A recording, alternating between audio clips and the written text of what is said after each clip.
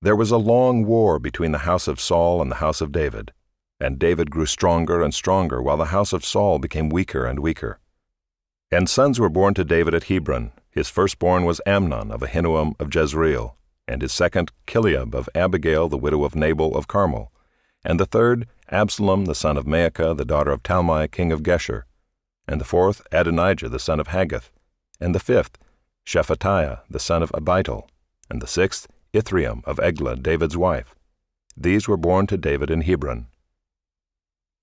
While there was war between the house of Saul and the house of David, Abner was making himself strong in the house of Saul. Now Saul had a concubine whose name was Rizpah the daughter of Aiah. And Ishbosheth said to Abner, "Why have you gone into my father's concubine?" Then Abner was very angry over the words of Ishbosheth and said, "Am I a dog's head of Judah? To this day I keep showing steadfast love to the house of Saul your father, to his brothers and to his friends, and have not given you into the hand of David. And yet you charge me today with a fault concerning a woman. God do so to Abner and more also, if I do not accomplish for David what the Lord has sworn to him, to transfer the kingdom from the house of Saul and set up the throne of David over Israel and over Judah, from Dan to Beersheba." And Ishbosheth could not answer Abner another word, because he feared him. And Abner sent messengers to David on his behalf, saying, "To whom does the land belong? Make your covenant with me, and behold, my hand shall be with you to bring over all Israel to you." And he said, "Good, I will make a covenant with you, but one thing I require of you, that is, you shall not see my face, unless you first bring Michal, Saul's daughter, when you come to see my face." Then David sent messengers to Ishbosheth, Saul's son, saying, "Give me my wife Michal, for whom I paid the bridal price of 100 foreskins of the Philistines." And Ishbosheth sent and took her from her husband Paltiel, the son of Laish. But her husband went with her, weeping after her all the way to Bahurim. Then Abner said to him, "Go, return." And he returned. And Abner conferred with the elders of Israel, saying, "For some time past you have been seeking David as king over you. Now then bring it about, for the Lord has promised David, saying, By the hand of my servant David I will save my people Israel from the hand of the Philistines, and from the hand of all their enemies." Abner also spoke to Benjamin, and then Abner went to tell David at Hebron all that Israel and the whole house of Benjamin thought good to do.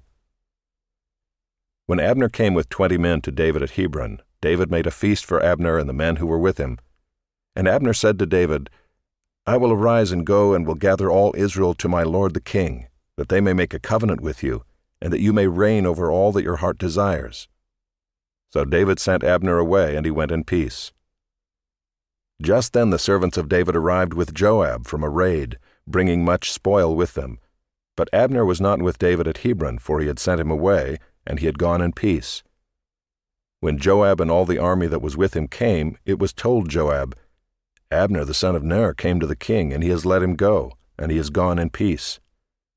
Then Joab went to the king and said, "What have you done? Behold, Abner came to you. Why is it that you have sent him away, so that he is gone? You know that Abner the son of Ner came to deceive you, and to know your going out and your coming in, and to know all that you are doing." When Joab came out from David's presence, he sent messengers after Abner, and they brought him back from the cistern of Sirah. But David did not know about it, and when Abner returned to Hebron, Joab took him aside into the midst of the gate to speak with him privately, and there he struck him in the stomach so that he died, for the blood of Asahel his brother. Afterward, when David heard of it, he said, "I and my kingdom are forever guiltless before the Lord for the blood of Abner the son of Ner. May it fall upon the head of Joab and upon all his father's house, and may the house of Joab never be without one who has a discharge, or who is leprous, or who holds a spindle, or who falls by the sword, or who lacks bread." So Joab and Abishai his brother killed Abner, because he had put their brother Asahel to death in the battle at Gibeon. Then David said to Joab and to all the people who were with him, "Tear your clothes and put on sackcloth and mourn before Abner." And King David followed the bier. They buried Abner at Hebron, and the king lifted up his voice and wept at the grave of Abner, and all the people wept. And the king lamented for Abner, saying, "Should Abner die as a fool dies? Your hands were not bound, your feet were not fettered. As one falls before the wicked you have fallen." And all the people wept again over him. Then all the people came to persuade David to eat bread while it was yet day.